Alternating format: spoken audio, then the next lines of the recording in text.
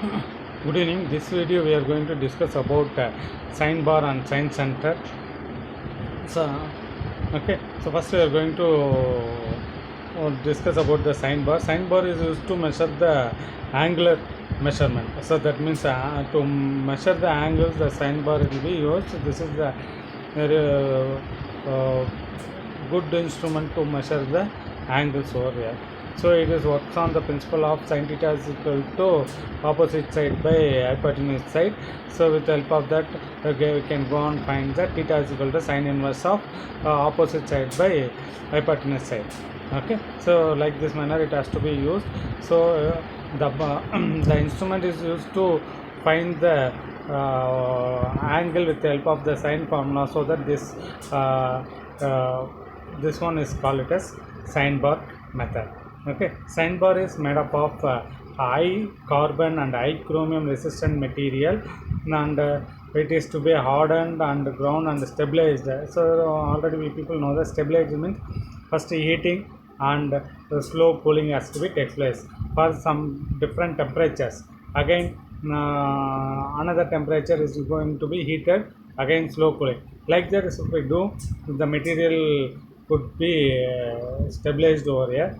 So here it consists of two cylinders diameter attached in the bar, and the distance it may be varied along 100, 200, 300 mm. So all those things you will see in the drawing. And this is the sine bar. So the sine bar made up of high chromium and high carbon resistant materials.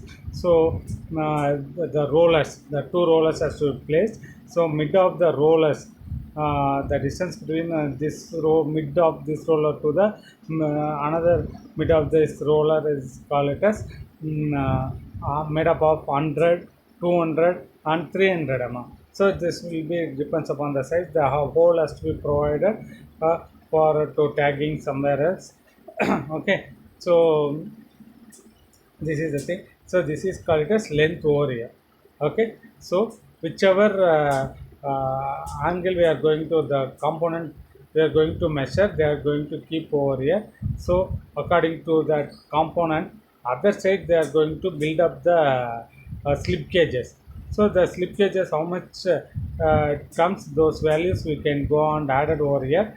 Then with the use of sine formula, we are going to apply sine theta. Also already people know that this height with the help of slip gauges, this hypotenuse side L, we can know about it. So that if you apply the sine formula, we know about the angle of the particular component.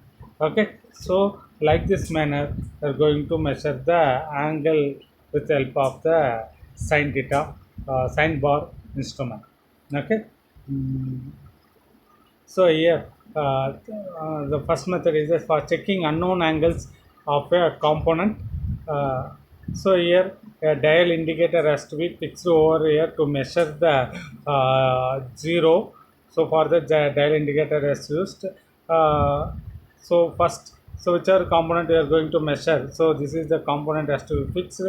According to that, the sine bar has to be placed along the surfaces. So the other side they are going to build up the slip gauges.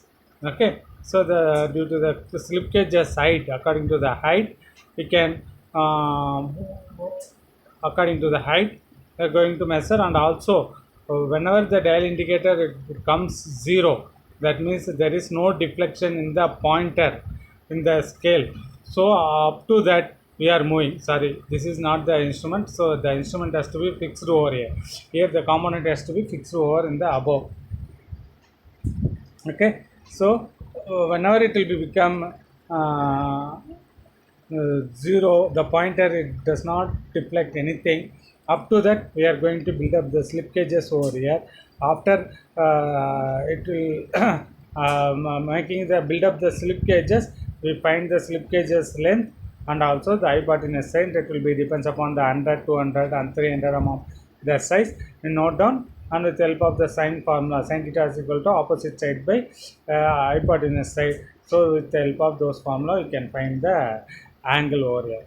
So unknown angles for the heavy component. So in this one, so we could not able to accommodate the this one the heavy component over here. So that what to do, the sine bar we are going to tilt it over here, the surfaces, instead of roller surface, the sine bar flat surfaces are placed on the component with the help of the vernier height gauge. One side we are going to keep what is the vernier height gauge, so this is the length we are going to measure, the other side also the length, so that is also up to the rollers. So this is side one roller, the other side is one roller, we are going to measure. After measure it, the we can go and subtract the length, hernia weight gauge length from this to this. After subtracted, then apply the sin theta value. So this angle we can go and measure with the help of this method. So mainly this will be used for heavier component. Okay, so uh,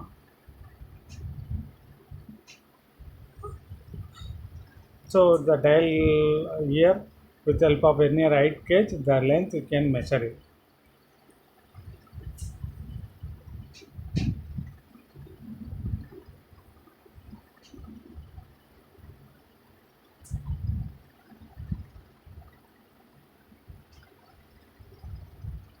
Then comes into the advantages of sine bar. Actually, with the use of the sine bar, we can get angular measurement, and also it's available easy and cheap. Easily, you can measure the angle over here. Disadvantages.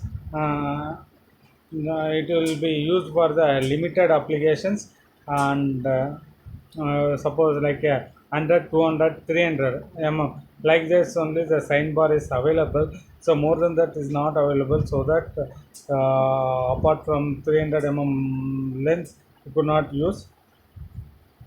And apart from is that the hypotenuse side, the distance between roller, that only it have fixed, and the certain things we could not get. And it's difficult to handle the position in the slip cages, the building the slip cages up to the roller, it is very difficult to keep. And also the angle is exceeds 45 degrees, sign bar uh, impracticable to the inaccurate. So more than 45 degree it shows the inaccurate values, so it will be very difficult. And large angular errors may result due to the slight errors in the sign bar. So due to the some small deflection in the sign bar, it shows the large deflection in the angles. So that and all it comes in the disadvantages of the sign bar. Okay, so uh, so these are all the two types of methods the sign bar has to be read. So here one thing, we are going to keep the workpiece in the above one, another one above the workpiece, the heavier component, it is tilted, the flat surface has to be placed on the component. Use of vernier height gauge, we are going to measure the length of the both the side. Okay, so like that always we are going to measure this one into the surface plate, then only you can have the flatness over here. If we are not keeping the some of the groundness, we are not getting exact angle over here. Okay, so that is the thing is important, that is which one, the whichever the component we are going to measure, there we are going to keep the surface plate then measure. So those things are very important over here.